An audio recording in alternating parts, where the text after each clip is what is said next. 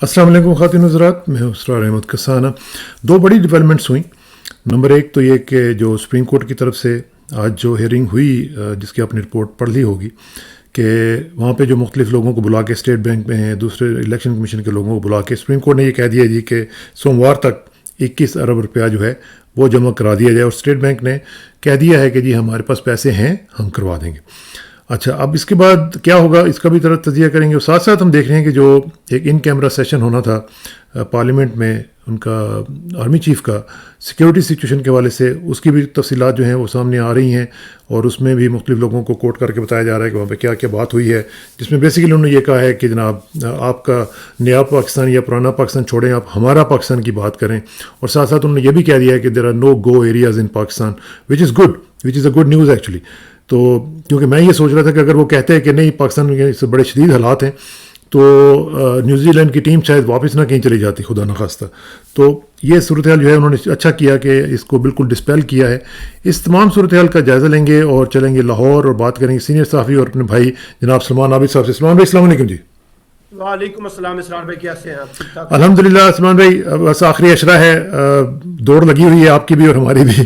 तो अच्छा, अब ज़रा ये मुझे बताएं कि ये जो दोनों डेवलपमेंट्स हुई हैं, पहले तो आज मेरा ख्याल है सुप्रीम कोर्ट की सिचुएशन पे, कि सुप्रीम कोर्ट ने जो कहा है, लग नहीं रहा कि हुकूमत मूड में है उसको मानने की। बार बार उनकी जो डिफाइंस है वो कभी कौमी असम्बली का सहारा लेते हैं, कभी कुछ करते हैं, कभी कुछ करते हैं। तो आप इसको किस तरह बढ़ता हुआ देख रहे हैं जी? देखिए इसरार भाई, बात यह है कि हुकूमत का ख्याल ये था कि हमने जो पार्लियामेंट के जरिए एक बड़ा दबाव पैदा कर दिया है ना, उसके नतीजे में जुडिशरी जो है वो रेड लाइन क्रॉस नहीं करेगी जो हुकूमत के फैसले के अगेंस्ट है।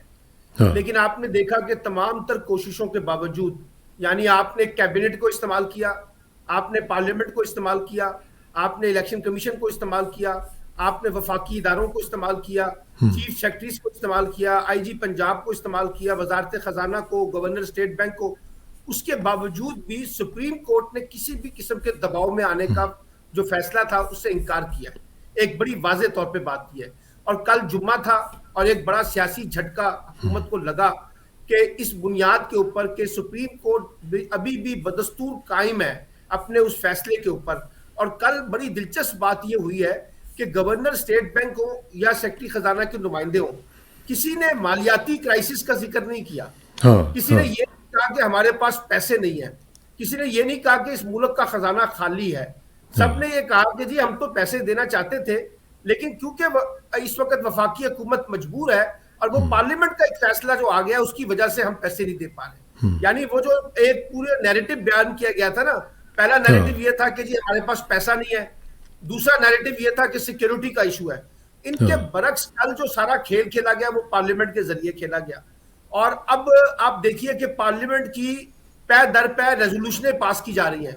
अब रेजोल्यूशन और कानून साजी में फर्क होता है। अब रेजोल्यूशन तो एक अखलाकी प्रेशर है, आप डाल सकते हैं, लेकिन इसका नतीजा कोई नहीं निकलेगा। और मैंने परसों भी अपने प्रोग्राम में कहा था कि शायद अब कमी इस बात की रह गई है कि एक रेजोल्यूशन ये भी डाल दी जाए कि पाकिस्तान के सियासी निज़ाम में और शरई तौर पर भी जो इंतखाबात है वो हराम होते हैं, ताकि ये भी कफारा अदा कर लिया जाए। यानी हर तरह की कोशिश के बावजूद। और कल भी आप देखिए कि जैसे आपने खुद भी कहा कि गवर्नर स्टेट बैंक ने कहा कि हम पैसे जमा करा देंगे। तो मसला पैसों का नहीं है, मसला सारा सियासत का था। और अभी भी लग ये रहा है कि जो हुकूमत है वो या तो सियासी शहीद बनना चाहती है और सियासी शहीद बनकर अपना एक मुकदमा बनाने की कोशिश कर रही है। और इस मुकदमे में बनाने में उसको मुश्किलात ये आ रही हैं कि गवर्नर स्टेट बैंक जो है कल वहां पे कह के आ गए कि हम पैसे देंगे। उनका तो ख्याल ये था कि गवर्नर स्टेट बैंक इनकार कर देंगे, लेकिन वो उन्होंने तो इनकार नहीं किया। उन्होंने कहा जी अगर आप कहते हैं तो हम पैसे जमा करवा देते हैं। तो इसीलिए उन्होंने फैसला ये सुनाया कि आप जाएं और वापस आके हमें रसीद दिखाएं और एक लाइन में जवाब दें कि आपने पैसे सबमिट किए हैं या नहीं किए।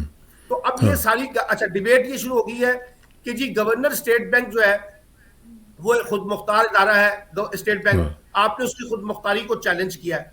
भाई बात यह है कि पार्लियामेंट ने भी तो चैलेंज कर दिया ना उस कॉन्स्टिट्यूशन को, तस्लीम करने से इनकार कर दिया है। तो इसलिए मुझे लगता यह है कि आने वाले दिनों में ये लड़ाई जो है ये जरा और बढ़ेगी। अब हुकूमत की हिकमत अमली ये है कि वो इलेक्शन के मुकाबले में जुडिशरी के अंदर जो तकसीम है ना जी, उसको उसको गहरा जुट करे, उसको ज्यादा से ज्यादा पॉलिटिसाइज करे, उसके ऊपर जाके जुडिशियल कमीशन में रेफरेंसेस दायर करें और एक पूरी लड़ाई पॉलिटिकल कॉन्टेक्स्ट में। यानी बेसिकली आप ये कह रहे हैं कि एक गंद डाला जाए, जितना भी ज्यादा हो सकता है उतना गंद डलेगा, जितना डलेगा उतना इनको फायदा होगा। जी, इस वक्त तो कोशिश यही है। अच्छा, लेकिन मसला ये है कि ये जो अब सुप्रीम कोर्ट ने कह दिया कि सोमवार तक जमा करवाएं, वो जमा करवा देंगे, उसके बाद फिर इलेक्शन कमीशन के पास क्या एक हीला, कोई हुज्जत रह जाती है बाकी कि वो इलेक्शन का स्केड्यूल या इस तरह की चीजें आगे प्रोसीड ना करें आगे वो जाके? देखिए, इलेक्शन कमीशन तो बड़े वाज़ेह तौर पे सुप्रीम कोर्ट में कह चुका था ना कि हम इलेक्शन कराने के लिए तैयार हैं, हाँ, हमारे पास तो पैसे नहीं है। तो अब वो पैसों का मसला तो सुप्रीम कोर्ट ने हल कर दिया ना। अगर पैसे देखिए दूसरा इशू सिक्योरिटी का भी तो है ना, सिक्योरिटी का। देखिए, सिक्योरिटी का तो मैंने आपको कहा कि कल जुम्मा था, दूसरा सियासी झटका जो है वो आर्मी चीफ ने मारा है हुकूमत। देखिए, बात यह है कि कौमी सलामती कमेटी का इजलास और कल का जो इन कैमरा सेशन है, हुकूमत ये परसेप्शन बिल्ड कर रही थी, ये नैरेटिव बिल्ड कर रही थी कि फौजी क़यादत जो है वो हमारे साथ है और वो भी इंतखाबात नहीं चाहती है। और ये कहा जा रहा था कि कल इन कैमरा सेशन के जरिए दो काम होंगे। एक, मुल्क की जो सिक्योरिटी है उसको बहुत ज्यादा ग्लोराइज किया जाएगा और कहा जाएगा कि मुल्क इस वक्त संगीन सिक्योरिटी के साथ इस वक्त है, और साथ साथ एक बड़े फौजी ऑपरेशन की मंजूरी भी दी जाएगी। तो ना तो फौजी ऑपरेशन हुआ, ना मुल्क की सिक्योरिटी को इतना खतरनाक करार दिया गया, बल्कि कहा गया कि पहले से जारी जो ऑपरेशन है बस वो जारी रहेंगे। और बड़ी इंपॉर्टेंट बात है, उन्होंने पार्लियामेंट की भी बात कर दी, उन्होंने कॉन्स्टिट्यूशन को प्रिवेल करने की बात भी कर दी, और जो सबसे इंपॉर्टेंट बात उन्होंने की कि जो लोग हैं, अवाम हैं, उनको बुनियादी फौकियत हासिल होनी चाहिए। देखिए, उनको भी पता है कि ये पार्लियामेंट मुकम्मल पार्लियामेंट नहीं है, उनको भी पता है कि इस वक्त अवामी मूड क्या है, उनको भी पता है कि इलेक्शन से हम कितना भाग सकते हैं। तो इसलिए मैं पहले भी आपके प्रोग्राम में कहा था कि फौजी क़यादत बराह रास्त ये इल्जाम अपने ऊपर नहीं लेगी कि वो भी हुकूमत के एजेंडे के साथ खड़ी है कि इलेक्शन को पोस्टपोन कर दिया जाए। वो फैसला एस्टैब्लिशमेंट का नहीं होगा। तो इसलिए कल जो चीजें निकालने की कोशिश की गई ना कौमी सलामती कमेटी के इजलास से और इन कैमरा सेशन से, वो हुकूमत के लिए उस तरह से माहौल बना नहीं है। इसलिए वो जो पहला मसला पैसों का था उसमें भी उसको शिकस्त हुई है, और दूसरा मसला सिक्योरिटी का था उसमें भी उसको शिकस्त हुई है। दोनों मामलात में पसपाई इख्तियार करनी पड़ रही है इस वक्त हुकूमत को, और इसी वजह से हुकूमत ज्यादा मुश्किल सूरत हाल से दो चार है इस वक्त कि कैसे इलेक्शन से आगे भागा जाए। और अब इलेक्शन कमीशन हो, सेक्रेटरी खजाना हो, गवर्नर स्टेट बैंक हो और इस्टेब्लिशमेंट हो, उनको भी नजर आ रहा है कि अगर सुप्रीम कोर्ट एक दीवार बनकर खड़ी हो गई है तो कितना भागेंगे हम इलेक्शन से। या तो हमें इलेक्शन कराना है, और अगर हम सूबे के इलेक्शन से बचना चाहते हैं तो फिर हमें कौमी असम्बली को तहदीद करके आम इंतखाबात का ऐलान करना पड़ेगा। लेकिन आम इंतखाबात का ऐलान तो हम देखेंगे। मसला ये है सलमान भाई कि ये जो सूरत हाल हम देख रहे हैं इसमें तो कोई क्लैरिटी नज़र नहीं आ रही है अभी तक। हमें इस्टेब्लिशमेंट की तरफ से भी कोई क्लैरिटी नज़र नहीं आ रही है, गवर्नमेंट की तरफ से भी नहीं आ रही, गवर्नमेंट इलेक्शन से भाग रही है। दूसरी तरफ हम देख रहे हैं कि जो इमरान खान का प्रेशर है वो दिन ब दिन बढ़ता चला जा रहा है। अब रोज़ों के बाद उन्होंने ये भी कह दिया कि जी हम एक कैंपेन भी चलाएंगे, पुरअमन किस्म का एहतजाज भी करेंगे। तो फिर मतलब हम कहाँ पे खड़े होंगे रमज़ान के बाद? क्या हम वाकईतन कोई सूरत हाल नज़र आ रही है इलेक्शन की तरफ बढ़ने की, या इसी तरह हम लड़ाई के चक्कर में फंसे रहेंगे? देखिए, मेरी जाती ख्याल ये है कि पाकिस्तानी रियासत को, हुकूमत की मैं बात नहीं कर रहा, पाकिस्तानी रियासत को ये कबूल नहीं होगा कि वो जुडिशरी के मद्दे मुकाबल खड़ी हो जाए और जुडिशरी और इस्टेब्लिशमेंट आपस में टकराव पैदा कर दे। यानी देखिए ना, इसका एक हल ये भी तो है ना कि सुप्रीम कोर्ट बराह रास्त आर्मी चीफ को ऑर्डर कर सकती है आर्टिकल 190 के जरिए आप आइए और आप आके इन सारे मामला को संभालें। तो इसलिए ना तो ये इस्टेब्लिशमेंट को सूट करता है कि जुडिशरी के साथ वो मद्दे मुकाबल खड़े हो जाए, और ना ये जुडिशरी के अंदर भी जो लोग इस वक्त आपको तकसीम नजर आ रही है ना जुडिशरी के अंदर, वो भी ये नहीं चाहेंगे कि हमारा इदारा इतना कमजोर हो जाए इस लड़ाई की वजह से कि हम बिल्कुल ही ठंडे हो जाएं और बिल्कुल ही नीचे चले जाएं। इसलिए पाकिस्तानी रियासत को अगर आगे बढ़ना है तो आपको बहरहाल कॉन्स्टिट्यूशन को किसी ना किसी शक्ल में प्रिवेल करना पड़ेगा, इसके अलावा आपके पास चारा नहीं है।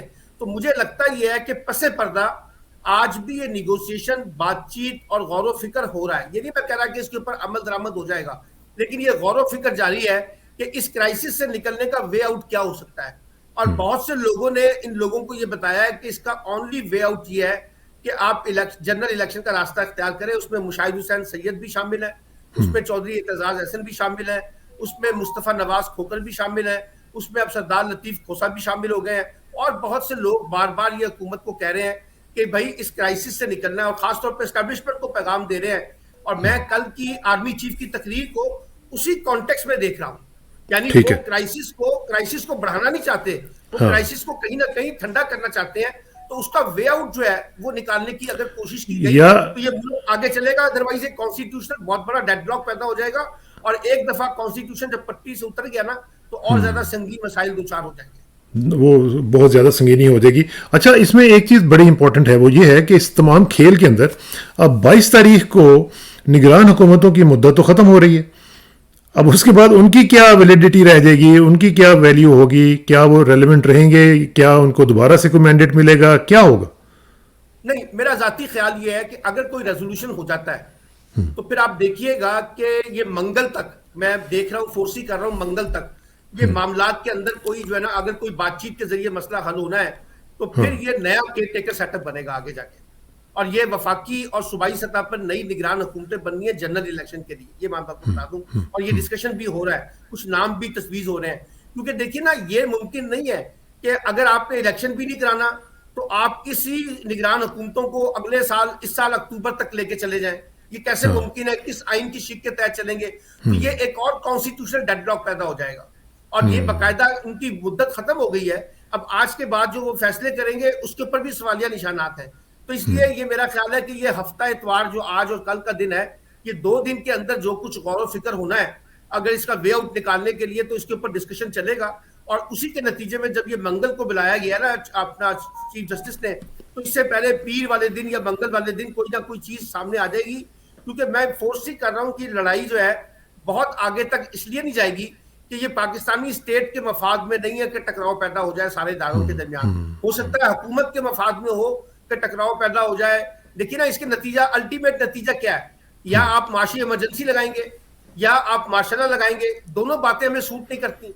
तो इसलिए बुनियादी तौर पे तो आपको एक वे आउट निकालना है। इमरान खान भी कह रहे हैं कि जनरल इलेक्शन पे इत्तेफाक कर ले, पीपल्स पार्टी भी कह रही है जनरल इलेक्शन पे इत्तेफाक करें, लेकिन सिर्फ टाइमिंग का मसला है ना, कि वो कब चाह रहे हैं और ये कब चाह रहे हैं। इसके अंदर डेडलॉक है ना जी, तो इसको ब्रेक करना पड़ेगा। 2 महीने नीचे ये आए, 2 महीने वो ऊपर जाएं, तो ये कोई इतना बड़ा मसला नहीं है। मसला इस वक्त मुस्लिम लीग नून ने अपनी अना का बना लिया है कि जनाब हमें इलेक्शन सूट नहीं करता, इसलिए हम इलेक्शन का रास्ता अख्तियार नहीं करें। और दूसरी बात यह है कि ये जो आप कह रहे हैं कि लड़ाई इतनी दूर तक नहीं जाएगी, तो उसके लिए ज़रूरी है कि कुछ कॉन्फिडेंस बिल्डिंग मेजर्स किए जाए ना। क्योंकि हम दूसरी तरफ हम देख रहे हैं कि एक ये देखें ना, मुजफ्फराबाद में क्या हुआ है, उन्होंने तो हुकूमत निकाल दी है उधर से। और क्या उन्होंने कहा क्या था, कौन सी इतनी तौहीन कर दी थी कि उन्होंने बिल्कुल फारिग कर दिया उस बंदे को। लेकिन इससे साफ जाहिर हो रहा है कि कुछ पीछे जो ताकतें हैं वो नहीं चाहती हैं कि वहाँ पे पीटीआई की हुकूमत रहे। दोनों तरह के लोग शामिल हैं। हर तरफ जो है ना, ऐसे लोग भी मौजूद हैं जो चाहते हैं एग्रेसिव टून से एक दूसरे को कुचल दिया जाए और एक दूसरे को बर्दाश्त न किया जाए। लेकिन ऐसे लोग हर जमात के अंदर मौजूद हैं जो चाहते हैं कि यार कोई वे आउट निकाला जाए और एग्रेशन ना निकले जाए। और इस्टेब्लिशमेंट के अंदर भी ये दोनों तरह के लोग मौजूद हैं, जुडिशरी के अंदर भी दोनों तरह के लोग मौजूद हैं। ये इस वक्त पाकिस्तान की जो पोलराइजेशन है ना, वो इतनी खतरनाक हो चुकी है कि उसके अंदर एक एंगल ये है कि जी एक दूसरे को कुचला जाए, और दूसरा एंगल है नहीं एक दूसरे के लिए स्पेस पैदा करके कोई रास्ता निकाला जाए। तो अब ये देखना है कि इसमें से कौन प्रिवेल करता है। हाँ। फिर ये भी देखना है कि क्या कॉन्स्टिट्यूशन प्रिवेल करेगा या किसी हुक्मरान की जिद जो है, ख्वाहिश की, वो प्रिवेल करेगी। फिर उसके बाद ये भी देखना है कि अगर आप इलेक्शन से भागेंगे तो कैसे आप कॉन्स्टिट्यूशनल मामला को चलाएंगे कि जो एक इलीगल हुकूमत जो है, जो केयर टेकर गवर्नमेंट्स हैं, उनको आप कैसे अक्टूबर तक लॉन्ग टर्म लेके चलेंगे। और इमरान खान जो है इस वक्त आप देखिए ना, बॉडी लैंग्वेज देखें, इमरान खान से ज्यादा परेशान तो इस वक्त हुकूमती टोला है ना जी। इमरान खान का जो लेवल ऑफ कॉन्फिडेंस है वो तो बिल्कुल डिफरेंट है। उसको पता है कि सारे वे आउट से आप कहां तक भागेंगे और कितना भागेंगे। मैं बार बार कह रहा हूं, हुकूमत इलेक्शन से भाग रही है, इलेक्शन हुकूमत के पीछे भाग रहा है। अब दोनों के दरमियान मुकाबलाबाजी जारी है और देखते हैं कि इसमें असल फैसला तो देखिए एस्टैब्लिशमेंट ने करना है। एस्टैब्लिशमेंट को ये आग ठंडी करनी है और उनको भी ये बात समझनी है जो कल उन्होंने कहा ना कि ग्रेविटिविटी ऑफ जो पीपल है, लोगों को जो है बुनियाद बनाना है। तो लोगों को बुनियाद बनाने का तरीका यही है कि अब जो लोग चाह रहे हैं आप इलेक्शन करवाएं और उस मैंडेट का एहतराम करें, यानी ये आती है उसके उसको लेके चले। ये कितनी खूबसूरत बात की है कि सेंटर ऑफ ग्रेविटी अवाम है, लेकिन हम सेंटर ऑफ ग्रेविटी की बात नहीं सुनेंगे। ये अजीब बात है। हाँ, ये अजीब बात है। ये जो नया नारा है ना, ना तेरा पाकिस्तान वो, ना मेरा पाकिस्तान, ना पुराना पाकिस्तान, नया पाकिस्तान, ये हम हमारा हमारा पाकिस्तान। जरा इसको थोड़ी सी और वजाहत हो जाती ना, ये हमारा की बजाय कह दिया जाता कि ये हम सबका पाकिस्तान है। हमारा हाँ, पाकिस्तान से लोग समझते हैं कि शायद इस्टेब्लिशमेंट का पाकिस्तान है। उनका अपना थोड़ा सा पाकिस्तान। उसको भी ब्रेक करने की जरूरत है। हाँ लेकिन हाँ ये बात ये देखिए, इसका मतलब क्या है? इसका मतलब ये है कि भाई जो आप नए पाकिस्तान और पुराने पाकिस्तान के दरमियान लड़ रहे हैं ना, वो हमें कबूल नहीं है। हमें कबूल नहीं है। अब ये लड़ाई आगे नहीं चलेगी और ना चल हाँ सकती है, क्योंकि देखिए इस्टेब्लिशमेंट भी अपने आप को रिवाइव कर रही है। हाँ इस्टेब्लिशमेंट को भी एहसास है कि हमें अपनी क्रेडिबिलिटी को एस्टैब्लिश करना है। अगर हम ए पॉलिटिकल है, मैं बार बार ये बात कह रहा हूं और लिख रहा हूं कि अगर इस मुल्क में इलेक्शन ना हुए तो लोग ये कहेंगे कि एस्टैब्लिशमेंट ने इलेक्शन नहीं होने दिए। हाँ। बराह रास्त एलिगेशन तो एस्टैब्लिशमेंट पे लगेगा ना। और फिर ए पॉलिटिकल वाली बात भी कोई नहीं बाय करेगा। कोई बाय नहीं करेगा, इसलिए वो कहेंगे जी इलेक्शन अगर नहीं हो रहे तो इसका मतलब है एस्टैब्लिशमेंट नहीं चाह रही। और ये हुकूमत एक परसेप्शन बिल्ड कर रही है दो तरह के। एक तो ये कि जी हमारे पीछे एस्टैब्लिशमेंट है और जो हम चाह रहे हैं एस्टैब्लिशमेंट वो चाहती है, एक बात। और दूसरा वो ये चाह रही है कि एस्टैब्लिशमेंट में और इमरान खान के दरमियान डिस्टेंस जो है, टकराव जो है, वो और बढ़ाया जाए और ये एक दूसरे को दुश्मन बना के पेश किया जाए। इमरान खान को कहा जाए कि फौज तुम्हारी दुश्मन है और फौज को कहा जाए कि इमरान खान तुम्हारा दुश्मन है। अब आप देखिए, एक पहले ये बात चली थी कि जी इमरान खान अगर इक़्तिदार में आ गए तो क्या वो अपने सियासी मुखालफिन को माफ करेंगे। अब इसके मुकाबले में हुक्मरान इत्तेहाद और खासतौर पर मुस्लिम लीग नून के लोग ये नैरेटिव बिल्ड कर रहे हैं कि अगर इमरान खान आ गया तो वो फौज को माफ नहीं करेगा। यानी बाकायदा उसको उसके मुकाबले में लाके खड़ा कर रहे हैं ताकि टकराव जो है वो और ज्यादा बन जाए। तो ये भी एक खतरनाक खेल खेलने की ये खतरनाक है। कोशिश लेकिन एक और बड़ी इंपॉर्टेंट डेवलपमेंट जो है वो ये होने जा रही है, जो इत्ज़ाद अहसन साहब वगैरह का जो एक राउंड टेबल है, लतीफ़ खोसा साहब अभी आपने जिक्र किया थोड़ी देर पहले, उनका और ख्वाजा तारिक रहीम साहब मिलके एक राउंड टेबल कर रहे हैं। इसका आप क्या समझते हैं? 50 ज्यूरिस्ट को बुला रहे हैं, उससे भी ज़्यादा भी शायद हो सकते हैं। तो इसका क्या इम्पैक्ट पड़ेगा? कुछ वाक़तन फ़र्क पड़ेगा उनके बुलाने से और उनकी बात करने से? देखिए, आज इस राउंड टेबल कॉन्फ्रेंस में मैं भी जा रहा हूं और मुझे भी अच्छा। उसका दावतनामा मिला है। और उन्होंने 50 के करीब ज्यूरिस्ट को और कोई 50 के करीब मीडिया और सिविल सोसाइटी के लोगों को बुलाया है। ये ठीक। 100-150 के करीब लोग हैं। और बुनियादी बात ये पैदा की जा रही है कि ये जो बेंच के अंदर प्रोसीजर लड़ाई है ना, ये अलग बात है। बुनियादी लड़ाई है कि आपने कॉन्स्टिट्यूशन को प्रिवेल करना है या नहीं करना है। तो बिल्कुल मेरा बिल्कुल। ख्याल है इसमें देखिए ना, अभी इसमें एक बड़ी डेवलपमेंट ये हो रही है कि पिछले दिनों आपने देखा कि पाकिस्तान बार कौंसिल ने हड़ताल का ऐलान किया। उस हाँ। हड़ताल का कोई इम्पैक्ट नहीं हुआ क्योंकि सुप्रीम कोर्ट बार एसोसिएशन और दीगर bar association including Lahore bar association, ये सब लोग जो है इस वक्त जो है सुप्रीम कोर्ट और चीफ जस्टिस के पीछे खड़े हैं।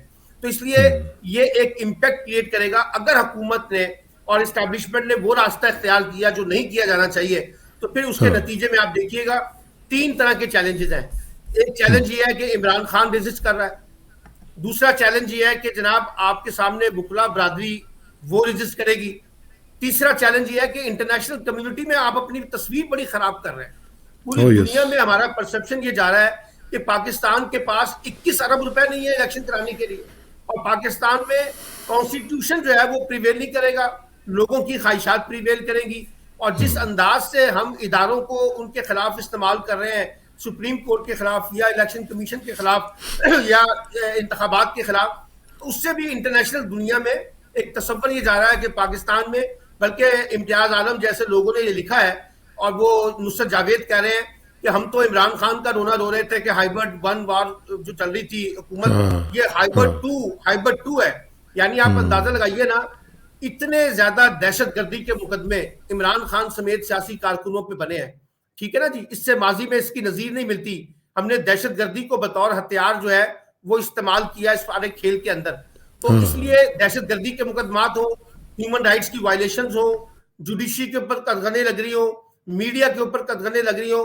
अभी आप देखिए, जो बड़ा दिलचस्प लतीफा हुआ कि उस दिन जो कायमा कमेटी का इजलास हुआ मीडिया की, उसमें मरियम औरंगजेब और चेयरमैन पैमरा कह रहे हैं कि हमने तो इमरान खान के ऊपर पाबंदी नहीं लगाई, ये पाबंदी मीडिया मालकान ने खुद लगाई है। अंदाजा लगाइए कि मीडिया मालकान का सारा कारोबार मुतासर हो रहा है और आप कह रहे हैं कि जनाब ये पाबंदी जो है हमने नहीं लगाई।